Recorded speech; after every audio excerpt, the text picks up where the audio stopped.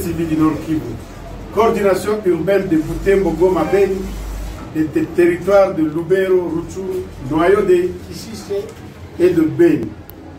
Déclaration de presse numéro 05-2024 concerne la situation sécuritaire et humanitaire. Les coordinations urbaines de la société civile force vive de Butembo, Beni et Goma, des territoires de Lubero, Rutshuru et de Beni, réunis à Butembo ce samedi 18 mai 2024, adresse ses condoléances et compassion à toute la population du Nord Kivu, victime de l'agression rwandaise et ougandaise, des tueries quotidiennes, de massacres et de bombardements, des cambriolages de maisons, des tortures, des extorsions de biens et d'argent, de tracasseries de tout genre dont la population est victime dans toute la province du Nord Kivu et en extension vers la province de l'Ituri.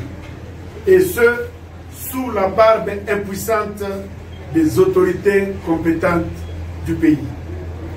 Notons que, depuis un certain temps, les villes de Butembo, de Beni, de Goma, les territoires de Massis, de Nyiragongo, de Lubero, Rutshuru et de Beni sont secoués par une insécurité totale et généralisée, nous imposée injustement par le rebelle terroriste du M23 RDF, des ADF et d'autres groupes armés locaux qui jouent le même jeu avec l'ennemi. Le Nord Kivu traverse des moments difficiles face à une insécurité qui n'a pas encore dit son dernier mot depuis les années 1996 à nos jours. Par cette occasion, les forces vives s'inscrivent en faux contre les accords qui pérennisent les éléments ici de mixage et brassage qui, certains d'entre eux, commanditent l'agression contre leur propre nation. Nous dénonçons et condamnons avec véhémence l'inaction flagrante des services de défense et de sécurité, car l'insécurité ne fait que s'aggraver du jour le jour au lieu d'être maîtrisée. La province devient de plus en plus invivable.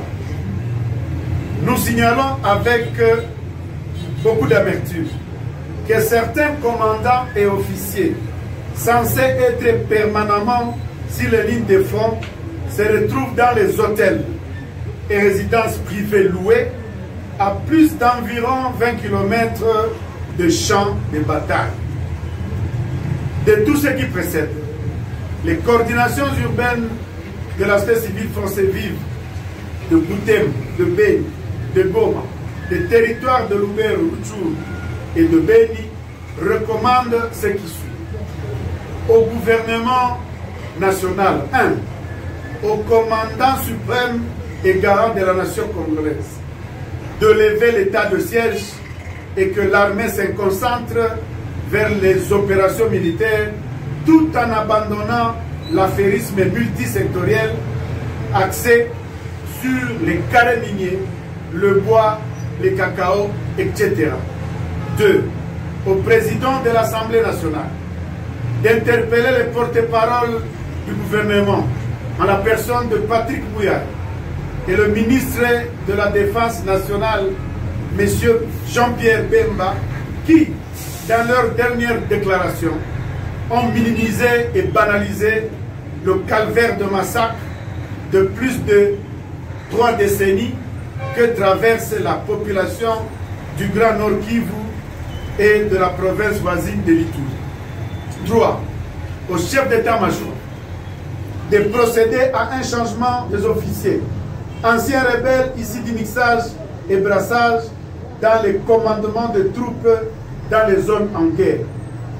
De punir sévèrement tous ces officiers véreux qui ne passent pas nuit différentes, de punir sévèrement tous ces officiers véreux qui ne passent pas lui aux différents lignes de front dans la zone. 4. Le gouverneur militaire du Nord Kivu de revoir sa décision d'exonération de l'honorable Bati qui est au détriment du trésor public. La dite exonération irait mieux pour tous les opérateurs économiques dans les zones en guerre. À la population d'être solidaire et de demeurer vigilante en cette période.